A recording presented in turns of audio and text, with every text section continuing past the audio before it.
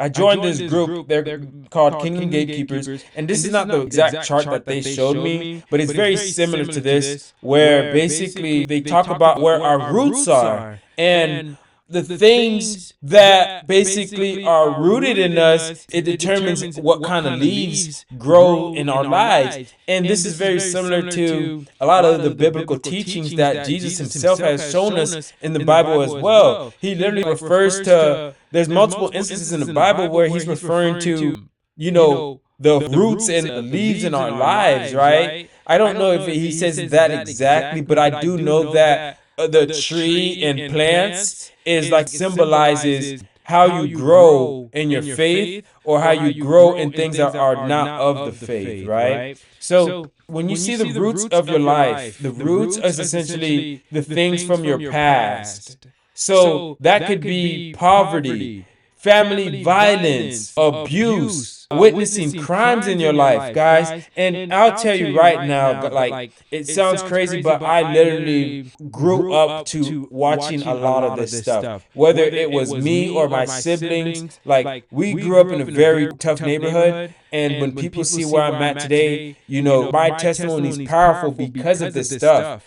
And as we kind of get up the tree, I'm going to explain to you guys how I literally navigated through this and how you can navigate through this as a Christian, as a believer, how you can navigate through it as well. But you're going to see violence in here. You're going to see series of injuries. Like, you could literally replace all this stuff with things that happened to you personally. What are the things from your past? What are those things from most recently?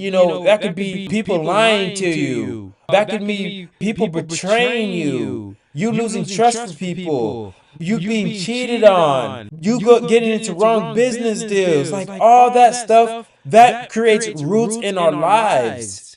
And if we don't deal with those roots and take those bad roots out of our lives, we're going to grow plants, we're going to grow trees that are built on a foundation that's not strong. And the Bible literally tells us that we need to have a strong foundation.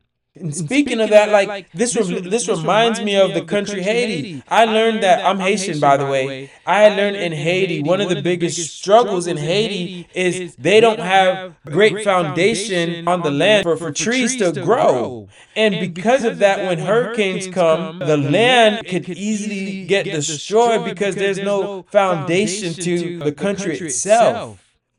So a lot of times when storms come, the whole place is a wreck because there's no firm foundation. I hope you guys understand the roots, right? So once we have the roots, in order for a plant to grow, you got to water it, right? So when I think of the water, and guys, this is just a representation. So this is a great way that you could just understand how spirits come into your life and how you could portray that the end goal of whatever the spirit is, whether it's positive or negative. So now we're going to get into like this trunk here. The trunk is the environment. So our environment during and following a traumatic experience directly impacts how trauma manifests. So the manifest is a super important part here. How are we going to manifest the roots to the actual tree itself, right? Like the plant, what people see on the outside, the things that we develop, and the emotions that we show in the long term, right? So supportive environment, we are able to heal. So in supportive environments, so this is literally like, this is a therapeutic thing, but we're going to turn this therapeutic thing into a biblical spiritual thing. And basically, if you understand, like, the Bible is our therapy. The Bible, God, Jesus, is how we navigate through life. The therapist, if you don't have a Christian-based therapist, they're not going to tell you this stuff. But this, as a Christian, this is how we navigate our lives. And what you need to understand about this environment is, how are you manifesting Christianity? How are you manifesting faith into your life? Because how you manifest that will determine how you go and overcome these roots in your life. Right? So you get to choose the path, you get to choose the method that you're going through, right? So there's two paths you could go on. There's good and there's evil. Are you in good environments that uplift Christ and your faith, or are you in bad environments that don't uplift Christ and your faith? That's what it comes down to. When we talk about the environment, what are things that you could be doing in your environment? One, getting closer to God. Two, having supportive Christian community around you. Three, getting close, reading your word for prayer, right?